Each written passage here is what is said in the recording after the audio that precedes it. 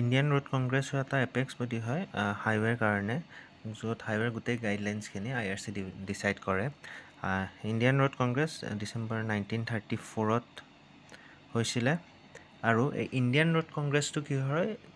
এটা committee form হৈছিল 1927ত জেকাৰ committee এই জেকাৰ কমিটিৰ ডাইৰেক্ট আউটকাম হ'ল Indian road congress main outcome যদি এনেকুৱা কুৱেশ্যন এটা আহিব পাৰে what is the direct outcome of Jayakar committee তেতিয়া সেইটোৰ এনচাৰ হ'ব IRC 20-year ৰোড প্লেন আছিলে ফাৰ্ষ্ট 20-year ৰোড প্লেনটো 1943ৰ পৰা 1963লৈ হোৱা কথা আছিলে কিন্তু এইটো আমাৰ টাৰ্গেট 2 বছৰ আগতে কমপ্লিট হ'ল তো 1961লৈকে হৈ গ'ল তেতিয়া টাৰ্গেটটো আছিলে পাৰ 100 স্কুৱেৰ কিলোমিটাৰত 16 কিলোমিটাৰ ৰোড বনোৱা তাতে 5.29 লাখ কিলোমিটাৰ ৰোড বনোৱা হৈছিলে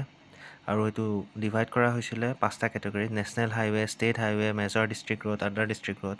আৰু ভিলেজ ৰোডছত এতিয়া second road 20-year road plan হ'ল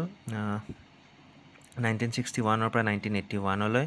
তাত টাৰ্গেট আছিলে 32 কিলোমিটাৰ পাৰ 100 কিলোমিটাৰ স্কুৱেৰ 10.57 লাখ কিলোমিটাৰ হ'ল বনোৱা আৰু এক্সপ্ৰেছৱেটো এড হৈছিলে তেতিয়া আৰু থাৰ্ড ৰোড ইয়াৰ প্লেনত 1981ৰ পৰা 2001 তাত 82 কিলোমিটাৰ পাৰ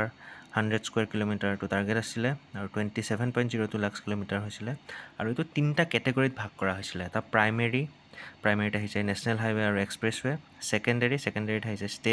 ষ্টেট হাইৱে আৰু মেজৰ ডিষ্ট্ৰিক্ট ৰোডছ আৰু 3 নম্বৰটো হ'ল টাৰ্চাৰীত আহি যায় আদাৰ ডিষ্ট্ৰিক্ট ৰোডছ আৰু ভিলেজ ৰোডছ আৰু এতিয়া ইয়াৰে নামকেইটা ইম্পৰ্টেণ্ট হয় এইটো ফাৰ্ষ্ট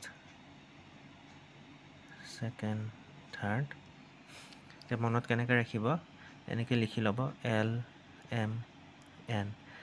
LMNটো মনত থাকিবই একেলগে আহে L মানে লক্ষ্ণৌ M হ'ল মুম্বাইক আগতে কৈছিল বম্বে আৰু N হ'ল নাগপুৰ এতিয়া ফাৰ্ষ্ট 20-year ৰোড প্লেনটো হৈছিল নাগপুৰ প্লেন বুলি কয় ছেকেণ্ডটো বম্বে প্লেন থাৰ্ডটো লক্ষ্ণৌ প্লেন LMN এনেকৈ মনত ৰাখিব